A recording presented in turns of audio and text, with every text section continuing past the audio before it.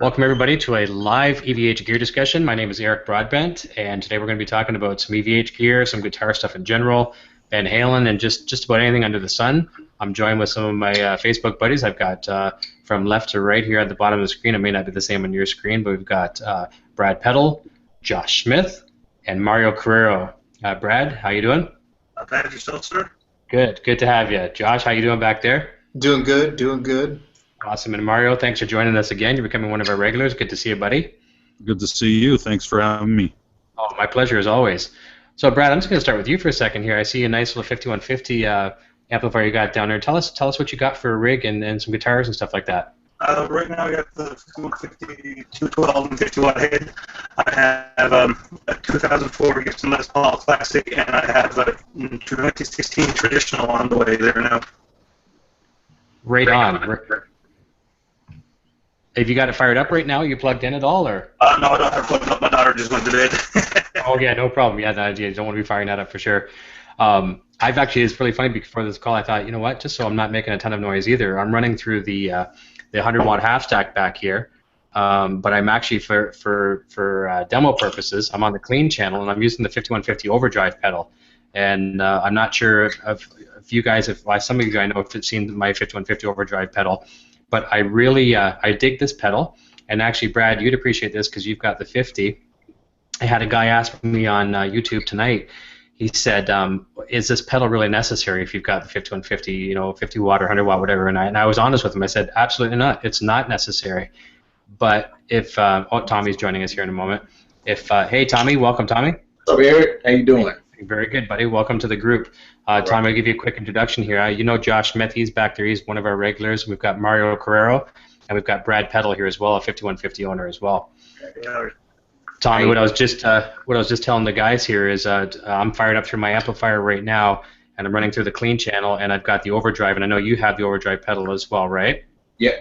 Yeah, and a guy had asked me on YouTube tonight. He had said, "Is this pedal necessary with these amplifiers?" And I mean, as a salesman, I could have said, "Of course, you have to have it. And you have to have 5 of them."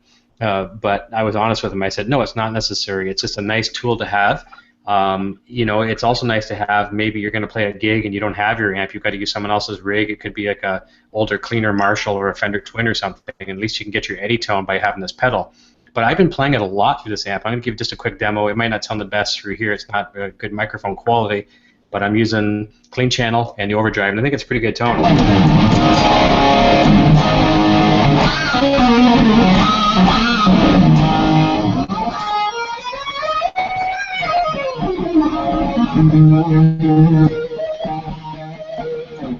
That's the clean channel with the 5150 overdrive, and I think it's pretty inspirational. Like it's not the tube distortion, but it certainly sounds like it.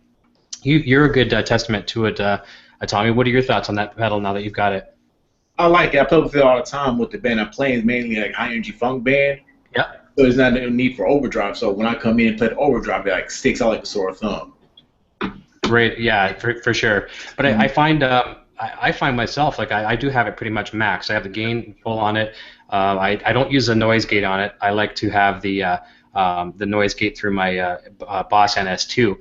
But I find it a very inspirational sounding pedal, and I think it's more than just an overdrive. I think it kind of carries over from when overdrive leaves off. I've mentioned this before. I think it's more along the lines of the old Boss. I forget the name of it. The DS2, is that the orange one? Do you remember that pedal?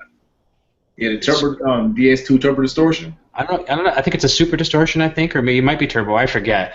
Or maybe just regular distortion. It was the orange one. It was the classic one forever. And I find it almost sounds like that. So it's more than just an overdrive. Okay. It's a great pedal for sure. I recommend it to anybody, not just kids looking for their first distortion pedal, but guys like us that have these rigs, whether the 50 watt, the 100 watt. And believe it or not, last night I was even playing through the little micro stack with a distortion pedal into it, and it sounded pretty darn cool. Oh wow! Yeah, it's pretty funny. Yeah, you had to see it to believe it, because the pedal is actually bigger than the amp. Right. Man, Josh, would you say that again? Did you say something? I was just gonna ask you, Josh. I know we just did a hangout the other night. Last night, was it last night? No, it seems like so long ago. It was last night, wasn't it? Yeah. Yeah. Yeah, it was. last night. So I don't know if I asked you. You're running the distortion in your amplifier. You have a crate amplifier, and you have the distortion built in, correct? I do. Yeah. Okay. That's correct. But here's the thing. I actually bought the pedal. Somebody sold it to me used, and it was like brand new.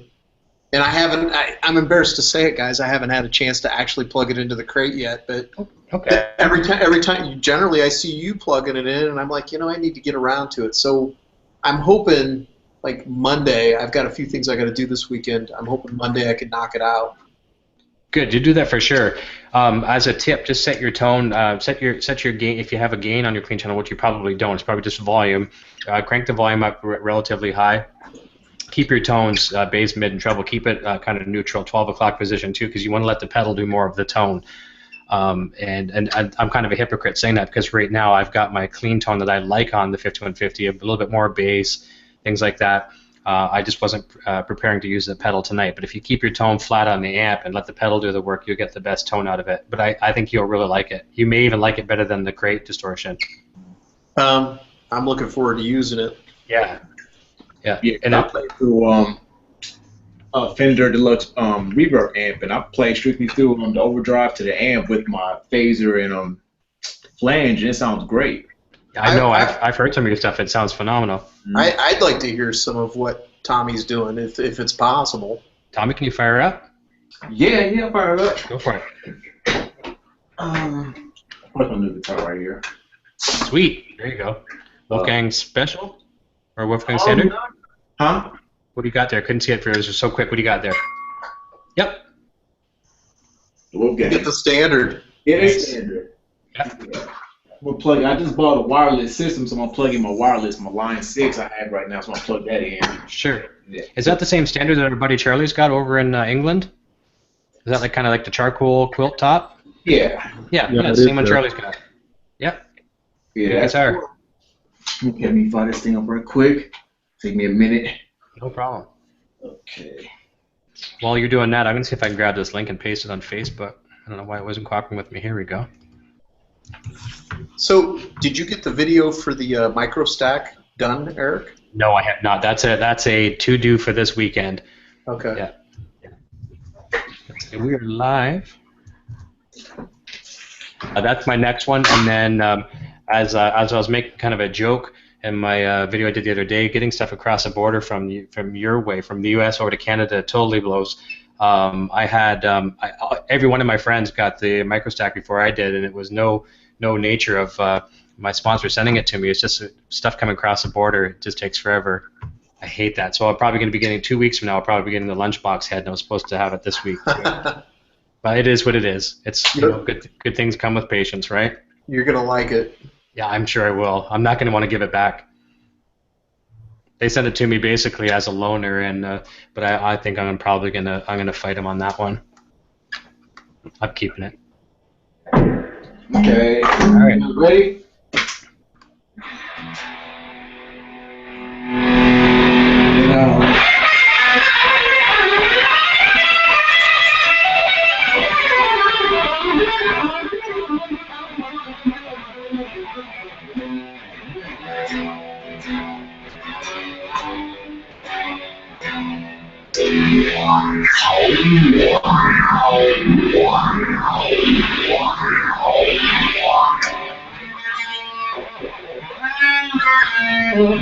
That's it.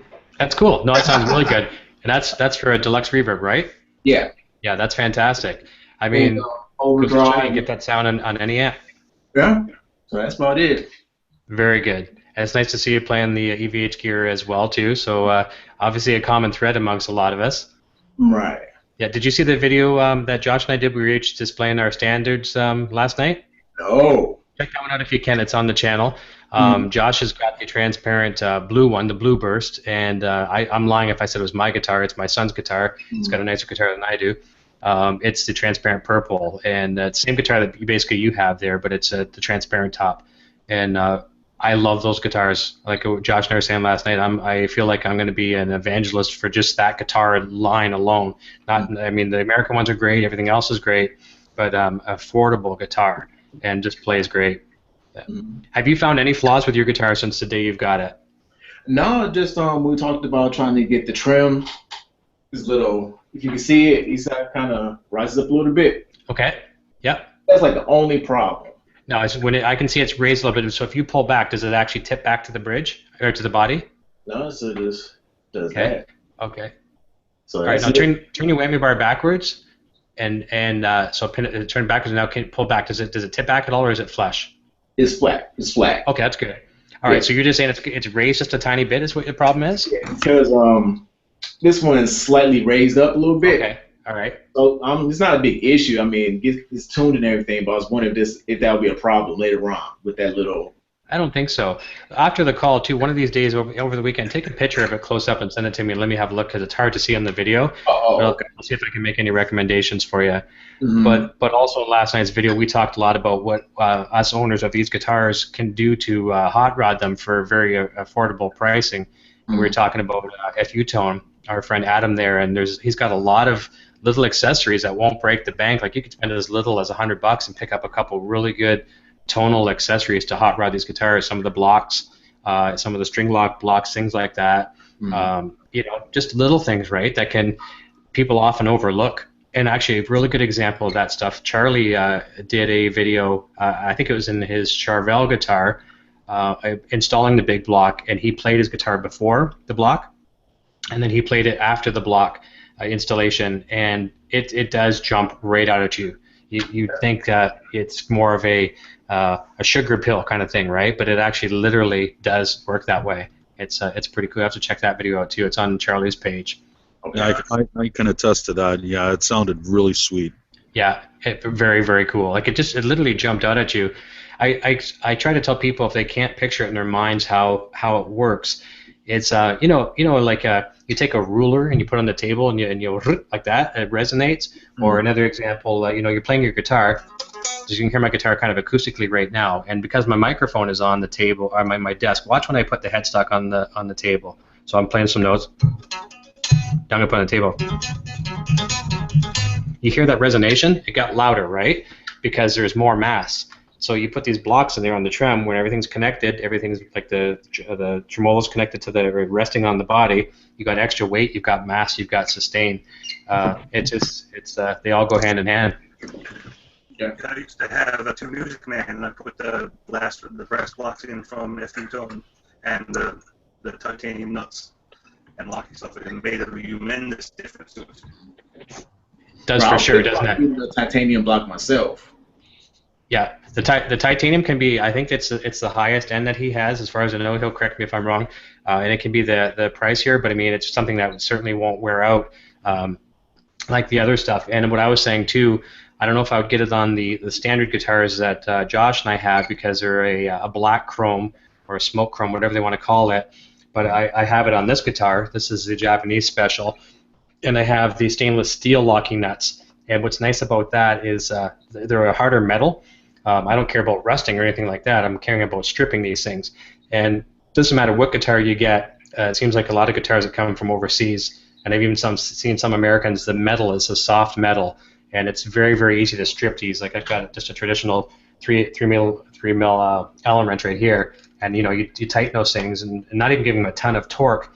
It's so easy to strip them, and there's nothing more embarrassing or frustrating. You strip them and you're at a gig and you can't lock your thing down, and you're trying to do some, any kind of abuse to the bar. You're going to be out of tune real quick, and then people are going to think your guitar is a piece of crap. And meanwhile, it's not. It's just it's a nature of the nut, right? Right. They're very, very affordable. I'd have to look at his website for the price, but they're very affordable. If you've got a few guitars, it's worth just buying a set for all of them.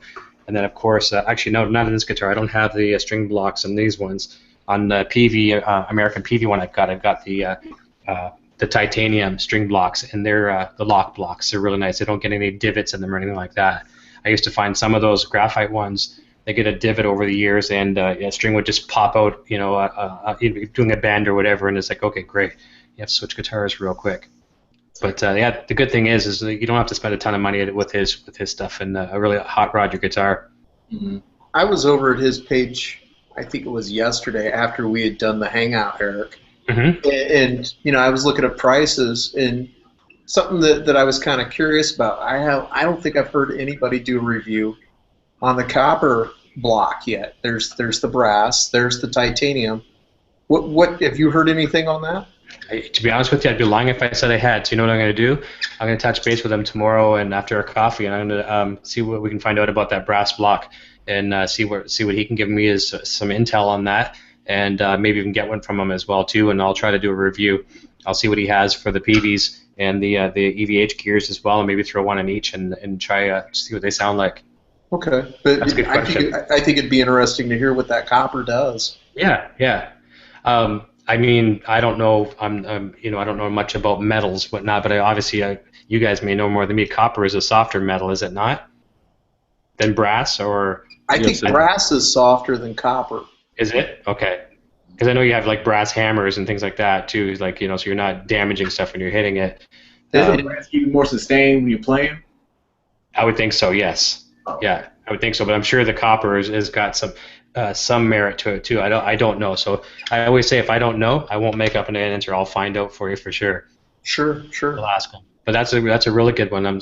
It's nice to get suggestions like this too for demos. Like I've got a lot of things on my plate that I do want to demo and review. But it's nice to take some suggestions from you guys like that too. And it actually down the road too, if there's anything you want to see me do, whether it's a pedal demo or something with the 5150s or anything dealing with EVH gear, fire me questions on Facebook, and it helps me tremendously with preparing for more videos down the road too, which I love doing these things. Sounds good. Yeah. So Tommy, you gigging this weekend at all, or? We did yesterday. Thursday, we do every Thursday. Okay, cool. How'd that go? It was fun. So on Thursday, people have to work next morning and go to school, so we don't get that many people showing up. But it's more like a rehearsal. Okay. It's like an open rehearsal. So. Right on. Good. Awesome. They always tell me to turn down. Say that again? They always telling me to turn down. Yeah, I used to get that all the time too. It's funny. I posted a picture last night. Some of my buddies here, you guys might have seen it. It was when I was playing in the Van Halen tribute, and the singer in that band, we're good friends still to this day. I just did some work for him recently. Did a photography session for a concert he promoted. But he would always stand, because I was actually shy back in the day, believe it or not. When I was playing in an Eddie band, I was shy and I did not want to get to the front of the stage. And so what he would do to get me to go to the front of the stage, he would stand right in front of my amplifier and literally, and he'd put his arms out and everything like that, and it'd muffle my amp as much as possible. So I had to move away from my amp and got out to the front of the stage. And I think it kind of created the monster, because after that, then I kind of lost the shyness and would get out front. But that was a long time ago too. So you can tell I was a lot younger in that photo. Right. Yeah, fun stuff though. Playing in the Van Halen tribute band is to me, it was military boot camp or musical boot camp, and especially with the guitar player that was in the band before me. The guy was like John Petrucci. He was just like one of those mathematician guitarists, phenomenal. So there's a lot of pressure. How many Van Halen songs were you doing in a set with them? We did two 45-minute sets, I think. Is that about right? Or two 1-hour sets, I think. And in that particular band, it was 90%. Well, I shouldn't say that. It was mostly Sammy era material. Okay. And we'd mixed in a few other classics too. Like we did, actually, there's quite a few. We did a lot of stuff from '84. We did probably 4 or 5 cuts off '84. A couple songs off each of the early records. And then we did a couple of Sammy solo things. We did some of the stuff off Twister and things like that too. So it was a lot of fun. We had an actual keyboard player as opposed to sequence tracks and stuff like that. It was a lot of fun. It was as professional can be, and I learned a lot about the music business from that band. It was more about the image and everything else. And I think that's kind of what created a future for me in this kind of thing. It's always about marketing and image and perception, right? Okay.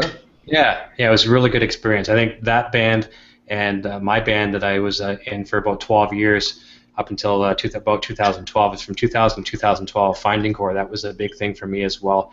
And that's where we took the marketing to probably what I learned with 5150 and expanded on that and took it to the next level and started, seeking out the sponsorships and things like that. So it was a real experience for sure.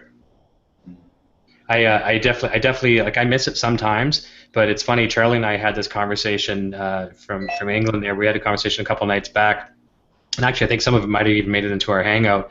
And it's like we both agreed at the same time that this is like our band now.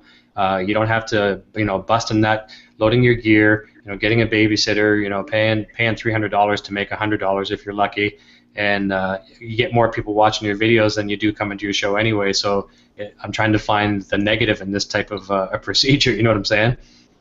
So far, so good, right? Yeah, so far so good. So far so good. And it's tough too. I mean, I'm trying to balance a work schedule too. I run a business. I also work full time too. So I don't get to do the videos as often as I do. But now I'm just trying to keep content going because I'm getting people appreciating what I'm doing. And I figure, what, if I get one person liking what I do, I owe them something for doing that. So I like to try to give something back. And that's why I also try to answer as many questions as I can on Facebook. If guys got guitar questions and they want to ask me how to do this to a Floyd or do that, whatever, I find it's like talking shop all day. I love it. It's cool. So tell your buddies or yourselves too if you have any questions. Remember I Facebooked you and I was asking about two springs? Yes. Yeah. See, and that's Yep. There's much better with 2 springs in there. So. Yeah, and actually that's funny, and Josh, you can attest to that because I was just talking with you about that the other day. I had told Tommy and his guitars. Get rid of the three springs, sometimes 4 or 5 springs back there. Get rid of them and flip it to the 2, and put them in an inverted V kind of deal or whatever you want to call it. And it's the trim is more spongy. It's nice. You can do some of the stuff like that kind of stuff. It's just really spongy and dynamic on the bar. And Tommy liked it, and then Josh is going to probably try that on his. He's got the 3 right now that came stock from EVH. I'm sure I'm going to do it soon. Like I said to you, I personally like putting the noiseless springs in. So when I do my FU order in a couple months, yep, that'll probably be the first thing I put the 2 springs in. Perfect. I don't have them. It's actually funny. I'm going to show you something. I'm going to grab another guitar here quickly, and I years ago because I was so cheap. I didn't even know there was such things as noiseless springs. I made a small invention. I'll see if I can grab it real quick. You'll get a kick out of it. Just 1 second here. I've never heard that until right now, noiseless springs. Yeah. Yep. Just 1 sec. Do you know what they are, Tommy? You go ahead and tell them. Basically, they coat the springs with like a plastic. Mm-hmm. It's sometimes when you're messing with the whammy bar, it sounds kind of like a creaky door. Yeah. And that's generally a sign that your springs are going bad or you've got cheap springs. You put the FU springs in, you don't hear that anymore. It silences them. Oh, okay. Where can I get those from? fu-tone.com. fu- Okay. Right. So here's an old Yamaha Pacifica. You hold one up, okay. Yeah, this is a Yamaha Pacifica. That's one I just kind of rediscovered. For the sole reason my boy was asking me one day recently, about a month ago, he said, "What's in that case over there?" It's just why I hadn't opened it up. I was like, I forgot what was in there. And this is when I won back in 1991. It was a Guitar Wars in Canada, and it was one of the it was the first prize for whoever won that deal. So that was kind of cool. I won it, and it's a pretty hot rodded guitar. DiMarzio's all the way through it. Humbucker, stacked single humbucker and a humbucker, 5-way position. It's got a licensed Floyd. I don't like the Floyd on this. It's the kind of like the Floyd Rose 2 where the strings go through the bottom, but they still lock. So I just don't like that. And it's also got a jumbo nut on it. They're like, I don't know if it's like a 5 or a 7 millimeter. So it's not traditional wrench size, so that's a bummer too. Other than that, the guitar plays amazing. Like it was in the case for years, and it sounds really nice.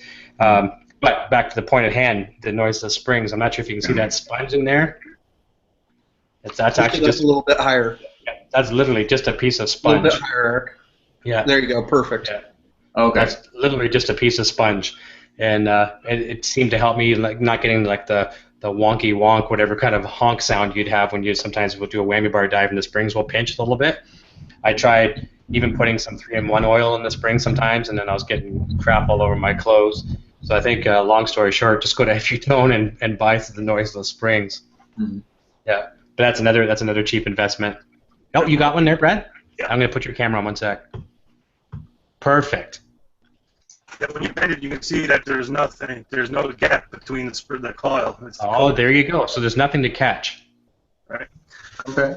There you go. Smart. Awesome. Do you remember the retail price on those? I can't. Actually, I bought these about 3 years ago now, so the price probably changed. Yeah. Eric, probably. I can find out the price if you give me a moment. Yeah, sure. Call it up. That'd be great.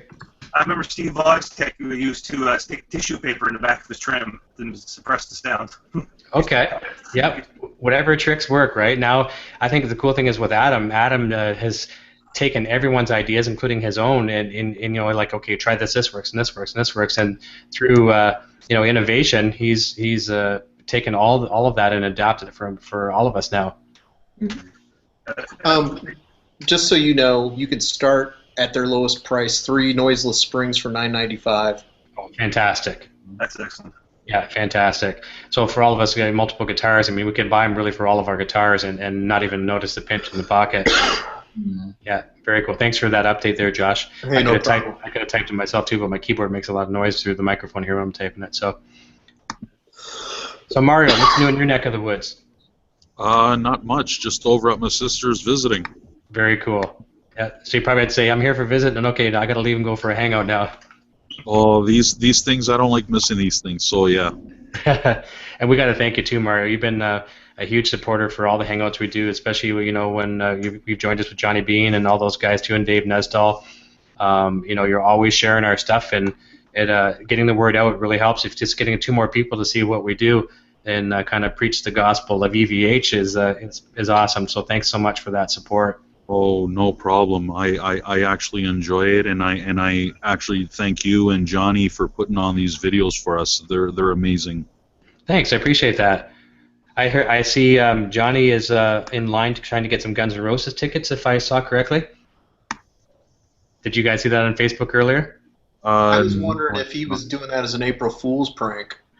It's It's so hard to tell today. And I mean, is this a real deal? Were they playing tonight, or was that April Fool's? It looks pretty legit. That's supposed to be legit. That's been talked about for several weeks. Okay. So And in fact, it started with, if I remember correctly, I might be wrong on the specifics, but Steven Adler, the original Guns N' Roses drummer, had put a post up that he was canceling a show at the Whiskey, and then there was a picture of his Appetite for Destruction skull, which alluded to he might be playing with them tonight. Oh, that'd be really cool. That'd be really good. What can that venue hold? Good question. I have no idea. I think it's smaller, though, isn't it? It's not a very big venue. Am I correct to say, was it the Troubadour or something like that? Yeah. Okay. All right. Cool. Yeah, that's very, very cool. Kind of, I guess, to us, to relate it to the bands we're in love with, kind of like Cafe Wah with Van Halen. Yeah. I'm hoping somebody puts video out in the next 24 hours. Of the Guns N' Roses show? Oh, absolutely. I hope. Somebody will. Yeah, I'm looking forward to it. I'm as much of a Guns N' Roses fan as anybody else. I'm not I don't even think I own a record anymore. Like, I had literally records as a teenager growing up. But I mean, I do like Slash a lot, and so I shouldn't say that. I have some of Slash's stuff I've bought on iTunes, and I'm definitely a big fan of his. I find Slash one of those, I call him like the organic rock guys. Basically, he just plugs in very limited with pedals, and a Marshall and a Les Paul, and he sounds phenomenal. I try that, and I sound like crap. So I really applaud guitar players like that. But I'm putting a little bit of stock into this. I think the tour could be good as long as Axl can pull it off. I mean, I think David Lee Roth did a good job with Van Halen last year. He took, in the last few years, he took a lot of flack from people, but I have utmost respect for the man. And as long as Axl doesn't ruin a really good thing here and shows up to the shows, gives his best, I think it could be a phenomenal tour. Well, first and foremost, I'd say with Guns N' Roses, if Axl will come out on stage, if they're set to play at 8 o'clock and they comes out within a reasonable amount of time, instead of making people wait till 11 o'clock at night, that'll be a plus. And if, just like they said with Van Halen, but I think we all knew better, they can make it through a tour together without fighting. Yep. That'll be a big deal. You just got to keep people separate. You get separate tour buses, separate handlers, separate catering. Sure. It can be done. It can be done. The thing, getting slightly back to Slash, I feel the guy, as the years have gone by, has become a better guitar player than when just the first Appetite for Destruction album had come out. I think so too. He's really matured. Every time I hear something new from the guy, I can't even believe it's him, comparing it to Appetite for Destruction. And I mean that in the most complimentary way. Oh, for sure, because he was kind of becoming a guitar hero himself back in the day, and it was just, very melodic blues, cranked to to the max. But yeah, his solo albums are phenomenal. Like I think they're every bit as good as Guns N' Roses, or I hate to say more so, but more so. I think he's got more weight. I'm one of the few people that love Chinese Democracy for what it was. Okay. I didn't get wrapped up in the whole, Axl Rose took over Guns N' Roses. But for what that album is, there's a lot of great cuts on it, and he picked some heavy-duty gunslingers for that album. Mm-hmm. And I challenge anybody not to say that Bumblefoot can't play his ass off, or DJ Ashaba, or Ashba? Thank you. Yeah. I always say his name wrong. Or what the one guy's name? Buckethead. Yeah. How can you say Buckethead is a terrible guitar player? It's not. No, I would never say it to him. No, not at all. Not at all. So I will have to wait and see what happens. I mean, a lot of us were thinking that was just rumors to begin with, and it's looking pretty well with that in the AC/DC thing too. I'm referring to, but that's a whole other story. We'll see what happens there. Don't know what's going on in that camp. Anyone see the picture they had posted today of Axl with Van Halen?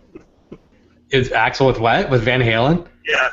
No, I didn't see that. April Fool's joke that Axl Van Halen. That's a really good one.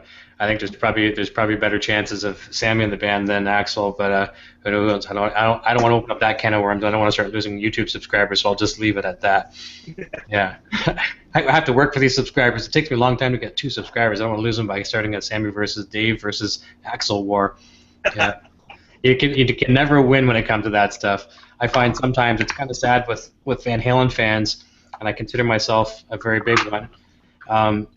Some people just have to they have to take sides, and I hate that. No, I'm a Roth guy. I love the Roth era, and I've been known to jump on some Sammy issues at times. But I'd be lying too if I didn't say I enjoyed a lot of Sammy era concerts, and like fist pumping, and like a 12-year-old kid in my glory at the Sammy concerts too. So as long as someone's fronting Van Halen and they're writing good material, I'll be there for sure.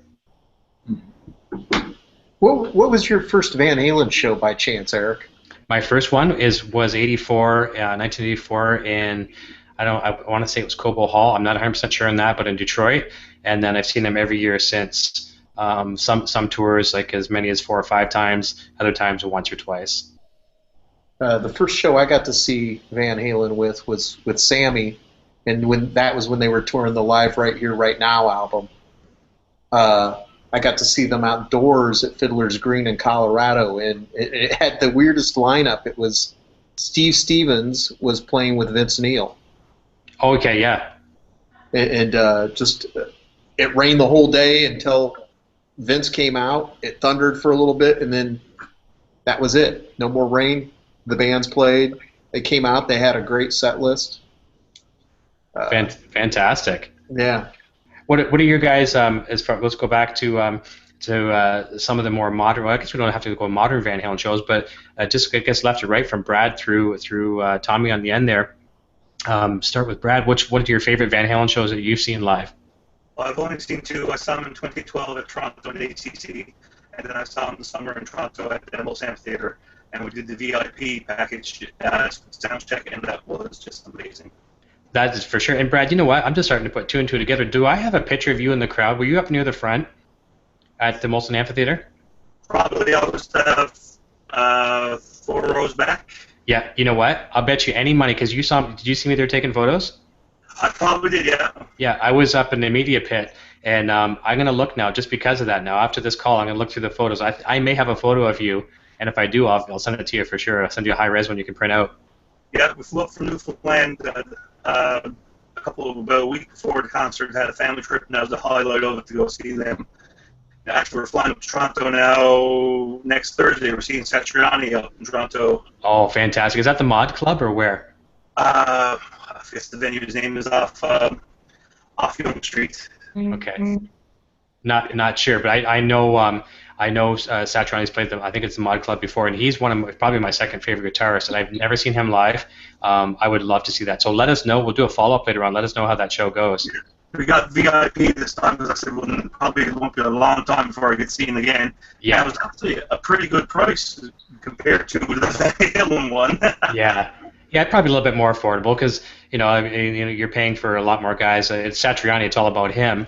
But I mean, Van Halen, there's a salary for each of those guys. So uh, it's and I think more Satrianis are more hired guns. I'm not sure what the contract deals are with those guys, but that's awesome. And how about Josh? What about you with Van Halen? The best show I got to see Van Halen with was in Cleveland, Ohio. What was it, 2006, when they just got back with Dave? Okay. Uh, Most of the show, I noticed Eddie was playing his Frankenstein replica. Very cool. I mean, they pulled out, little guitars. He had the little, Frankenstein guitar for that. They just had a great set list. That was the best show I had seen. Very cool. Very cool. How about you, Mario? Oh, the best show that I seen was just this past summer. Right on. But the very first show that I saw with them was the '97 show with Gary Cherone, and Eddie just shined. He was shredding that tour, wasn't he? Oh, he was. Yeah. That's actually, I met Eddie I think that was the first time on that tour when I met him, and I think I was just going through some photos here, doing a scanning. I was going to grab the photo. You guys will get a kick out of this one. Just 1 second. If I can show you here on the camera. This is cool. Where's Brad from? Where are you from, Brad? Newfoundland. Did I meet you at the Molson Amphitheater up in Toronto this summer? Yes, you did. No way. Yes, That was me. Yes, I got your email here on my phone, and I was trying to see if your last name was there. Wasn't there? I believe I met you this summer. Yeah, we How did. cool is that? I was talking to you, and you were going to VIP. Yes, and the power was up when we were sitting down, wondering if it was before we got inside. Oh yeah, I was so worried that day. Oh, I was too. Flew all the way up, and then someone on the other side of the road cut the power to the underground. That's a small world, but we're finally connecting everybody. That's very cool. Too bad, Mario. Too bad I didn't meet both you guys. I think I saw Brad. I'm almost positive I did. And that sounds funny in a venue that size, but because I was up front, he was up front. I think I did see him, but I wish I would have seen you there too, Mario. I got there at like 12 o'clock in the afternoon, hoping I would hear them do their practice. But with the power going out, that totally wrecked it for me. Yeah, I did get to hear the sound check. I went up with my son, and actually one of my buddies, he's a police officer, went down, and we got there. I think got there around 3 o'clock, and it was 3 or 4, and they were actually doing the sound check, and we got to hear them just ripping. It was great. Very, very cool. Tommy, what about yourself? Well, actually, just before I'll show you, I was just talking about that picture. I'll show you the picture real quick. This was in the '98, like we were talking about. See if you can see that. That's actually me in the white shirt, and there's Eddie, and you got Gary, Mike, Alex, Scotty Ross, the tour manager, off to my right or my left, I guess. And then the guy that looks like Sammy there in the bottom, that's Dave, our singer from 5150, and. And actually, Alex is looking at Dave's shirt. Alex and Gary were looking at the back of the shirt because it says 5150, the ultimate tribute, whatever. So they were reading his shirt. And there's multiple times, like Dave's a huge Sammy fan, and there's times backstage at some Sammy concerts, some of the Sammy staff had grabbed him and ushered him up towards the stage because they actually thought he was him. He had that much of a look at one time. It's pretty cool. Yeah. So sorry, I didn't mean to take away Tommy's thunder. Tommy, let's talk about any of the best shows that you've seen of Van Halen. One of the favorites. I have not seen Van Halen. Okay, we have to hang up on you right now. Oh, see, yeah. I could have seen them when it was opening up for Cool in the Gang, but I had some funny money and I couldn't afford tickets at the time. But yeah. I have yet to see Van Halen, and hopefully, if they come this way, I'll definitely see them. I hope they come anywhere, like as far as travel right now. You know what I mean? I want to see another tour again. I think we will. We just have to be patient on it, but I think you'll get to see them. If not, if they come up to Canada, all you guys are coming up here. We're going to go have a party in Toronto. Right. Because for us here in Canada, there was only the two dates, and fortunately, I got to see both of them. I was supposed to shoot photos for the one in London. That was August, I want to say the 4th, I think, August 4th or 5th, and then there was the 7th in Toronto. I should know that date. But I was there. I had photo passes, the whole works, and I got bumped from someone from the same company that I work for, which was a bummer. So I had to kind of take one for the team and not take photos. But there again, Dave, my buddy that was there, he gave me VIPs for that one as well. So we got to hang. That was kind of neat. It wasn't the best performance there. No, I shouldn't say that. It wasn't the best sound there. This was a kind of a new outdoor venue as far as rock concerts. They do a lot of fairs and festivals and things like that, but not really rock concerts. And the production, the PA system almost sounded like they went down to like Guitar Center and rented a PA. It was that bad. No fault of Van Halen's, but it sounded like they just blew it. They blew the PA. Totally different. Obviously, as you other two guys know about Toronto, I think the production and sound quality was top notch. Perfecto. Yeah, it was great, and it was so hard for me taking photos. Like obviously, when I'm right up front, you're not getting the best sound either. All you're hearing is Eddie's amps. But I tell you, I'll never forget the experience because there's about 8 of us photographers. There's people from City TV, a bunch of people from various magazines and whatnot. And when they let us in, they told us the fire drill. Basically, we got 15 minutes. Warned us not to rush the center of the stage too quickly because Mr. Roth doesn't like that, things like that. And everyone went to the stage center and far side, and no one planted themselves in front of Eddie Van Halen. So I'm like, all right, this is it. I put my feet down. I kind of put my feet in the ground and added some extra weight to my body. I'm like, okay, I'm here to stay, and I didn't move. And I had 15 minutes of Ed's side of the stage the whole time, and I probably shot between 2 cameras. I'm going to say probably a good 2,000 photos, probably close to it. And unfortunately, concert photography, I have the utmost respect for concert photographers because it's almost like being in a combat zone. You're dealing with the worst environments, you're dealing with the worst of lightings, and fortunately, you guys have seen some of the photos I posted online. One of my keepers, you can probably see just to an angle off to the back there on my wall. That's when I really, really like. I was motioning to Eddie to give me a guitar pick at the time, and he looked right down at me, and he kind of smiled, and he went to grab a pick, and then there must have been a part on his guitar where he had to get right back to a passage, and he needed the pick, and so he went back to his thing, but he smiled. It was pretty surreal at the moment. Never forget that one. Yeah, it was a fun time. But you don't really get to appreciate the music. You're a fan behind the camera, and you're grinning from ear to ear, and you're just trying to get these pictures, and it's so hard to enjoy and take the photos at the same time. I think sometimes it's easier to shoot bands that you don't like. I have shot a couple videos from the United Center in Chicago when I went and saw Van Halen there last, and just like you're saying, it's like to be able to sit and just enjoy it. It's like it becomes work. Mm-hmm. And so I totally agree with you on the whole thing with the camera because it's in the same vein. Yeah. And I see a lot of points where a lot of these entertainers these days too will get mad, and sometimes they're taking it to the extreme, like when they get mad at you for holding up your cell phone, whatever. I don't think we experience concerts the way we used to. Back in the day, the biggest thing we do is put up a lighter. Now you have an app on your phone to simulate a lighter. It's not the same anymore, and we're not really taking that concert in. Now, being devil's advocate, I think a lot of us, if we're at a Van Halen concert, we're not doing it to be jerks. We're doing it because we want to watch that Eddie solo again, and there might not be one on YouTube yet. We can have a keepsake or a digital memento for life. But so I can see arguments both ways on that. But it is different today. Absolutely. Yeah. So what I tend to do now is if I go to a show, I might take a couple quick pictures, and they're gonna be horrible with a cell phone anyways, but depending on your seats. I'll just have this for my memento. I might shoot a video, and then I go home and I look it up on YouTube, if I'm still up after the concert, or I look it up the next day, and there's probably 12 different angles, pro, 4K, all that kind of stuff, right? Yeah. I hear you.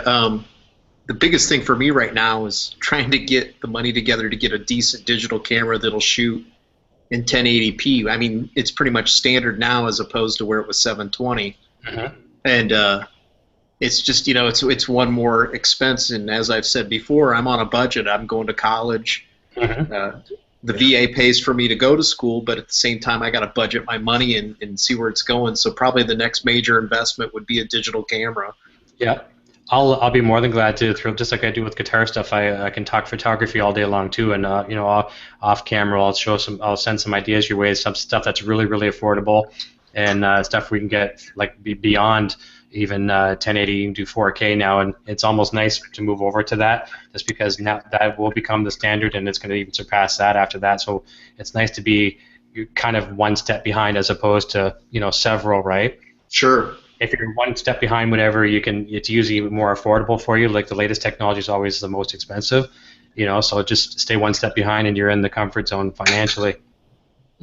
But yeah, I'll help you with that for sure. Digital DSLRs are one of that's how I do all my video stuff. Obviously, this stuff we're doing tonight is webcam, and some of my updates from the road, some of those ones you see me on the Camaro, that's I use a GoPro on that. GoPros are pretty darn good for video and not too bad for photos either. They'll do 1080. Yeah, you got one, Tommy? No, I want to get with someone start recording our rehearsals. Just do it. Yeah. No. It's good to have rehearsals recorded. Then you get to see some magic moments that happen, and sometimes you get to see some things that, oh man, we should not do that song again. You know, just to keep it. I used to have tons of that stuff. I used to record everything.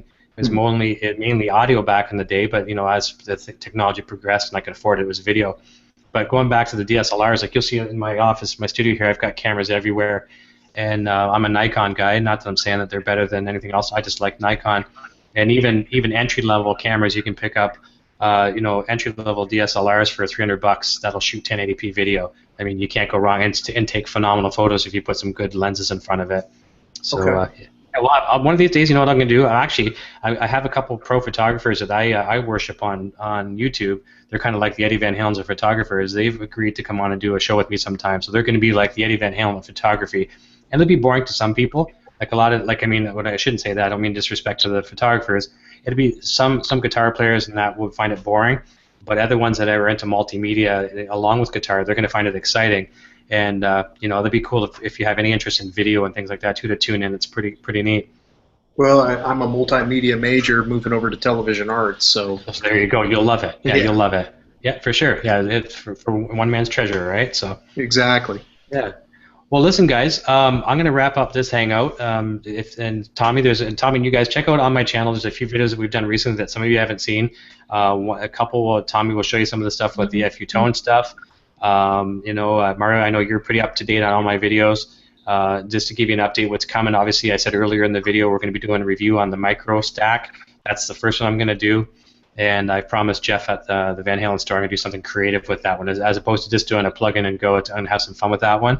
And I'm going to be doing the lunchbox head after that, and then we'll investigate what's coming down the road. It's obviously going to be a lot of EVH gear stuff because it's what I love, and it's probably going to be doing for a long time. So, anyways, without anything else I can think on the agenda. Oh yeah, I want to say hi. I just saw a comment over here. Joe Mike, he's a friend of mine on Facebook. He's another Mario. He's a real supporter of everything that we do guitar-wise.